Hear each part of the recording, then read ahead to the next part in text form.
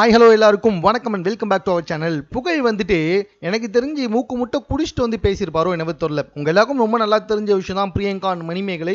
So Manimekalai எப்போ வந்துட்டு live போட்டு சோஷியல் மீடியா கிட்ட இந்த பிரச்சனையை கொண்டு வந்தாங்களோ அப்போவே வந்துட்டு இதை மீடியா கையில் எடுக்க ஆரம்பிச்சிச்சு.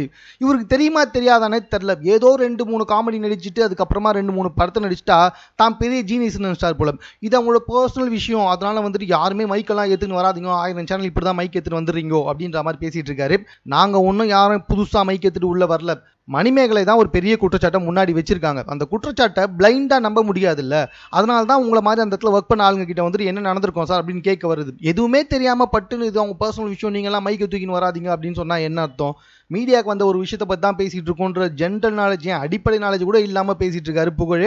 அவர் பேசும்போதே நல்லாவே தெரியுது தான் ஒரு பெரிய ஆளு, என்கிட்டலாம் வந்துட்டு இப்படி கேட்கக்கூடாது அப்படின்ற மாதிரி. சரி, அதெல்லாம் விட்டுலாம், அதை பற்றி தான் பெருசாக எடுத்துக்க தேவையில்ல. இப்போ என்ன விஷயம் அப்படின்னு சொல்லி பார்த்தீங்கன்னா, மணிமேகலை அவங்க தரப்பில் நிறைய விஷயங்கள் பேசியிருந்தாங்க.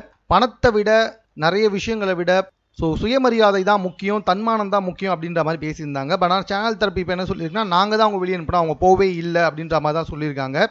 ஸோ இது எல்லாத்துக்கும் மேலே வந்துட்டு அதாவது வேலை செய்கிற இடத்துல வந்துட்டு கன்ஃபார்மாக தன்னுடைய திறமையை காட்டுறதுக்கு ஒருத்தர் வந்து தான் இருப்பாங்க. இதுக்கு முன்னாடி மணிமேகலையும் ரக்ஷனும் வந்துட்டு ஆங்கரிங் பண்ணிட்டு இருக்கும்போது ரக்ஷனை பல இடத்துல டாமினேட் பண்ணி மணிமேகலை ஓவர்டேக் பண்ணி போவாங்க.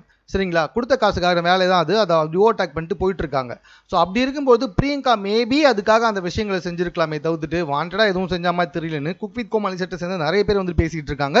ஸோ இப்போ இதை மக்கள் எப்படி பார்த்துட்டு இருக்காங்க அப்படின்னு சொல்லி பார்த்தீங்கன்னா, இல்லை விஜய் டிவி தான் வந்துட்டு பிரியங்கா மேலே எதுவும் தப்பு வந்துடக்கூடாது அப்படின்றதுக்காக ஒவ்வொருத்தரா இந்த மாதிரி வந்துட்டு பேச வச்சு வந்துகிட்டு இருக்காங்க அப்படின்ற மாதிரி வந்துட்டு விஜய் டிவி மேலே ஒரு அக்யூஸ் பண்ணி வந்துகிட்டு இருக்காங்க. ஸோ இது சம்பந்தமா பிரியங்காவே ஓப்பனாக பேசணும். அப்படி இல்லைன்னா எனக்கு தெரிஞ்சு நீங்கள் வேணா பாருங்களேன், கொஞ்ச நாள்லயே பிரச்சனைலாம் எதுவுமே கிடையாது, நாங்கள் 2 பேருமே சால்வ் ஆகிட்டோம் அப்படின்னு சொல்லிட்டு விஜய் டிவியே கூப்பிட்டு ஒரு ஷோவை நடத்த விட்டுருவாங்க இவங்க 2 பேரை வச்சு. ஸோ கன்ஃபார்மாக இது வந்துட்டு புஷ்ஷுனாக தான் போகுது. என்னை பொறுத்த வரைக்கும் என்னன்னா, ஓகே அவங்க ஷோ நடத்துனாங்க, என்ஜாய் பண்ணோம், முடிஞ்சு போச்சு. ஏன்னா மணிமேகலையாக இருக்கட்டும் இல்லை பிரியங்காவாக இருக்கட்டும் 2 பேருமே அவங்க ஆங்கரிங் வேலை தான் பார்ப்பாங்க. எனக்கு தெரிஞ்சு 2 பேருமே அந்த அளவுக்கு ஒன்றும் பெருசாக பின்னாடி வரவங்களை தூக்கி விட்டவங்கலாம் கிடையாது. மணிமேகலையும் பல பேரை டாமினேட் பண்ணி தான் வந்திருக்காங்க, பிரியங்காவும் அப்படி தான் வந்திருக்காங்க.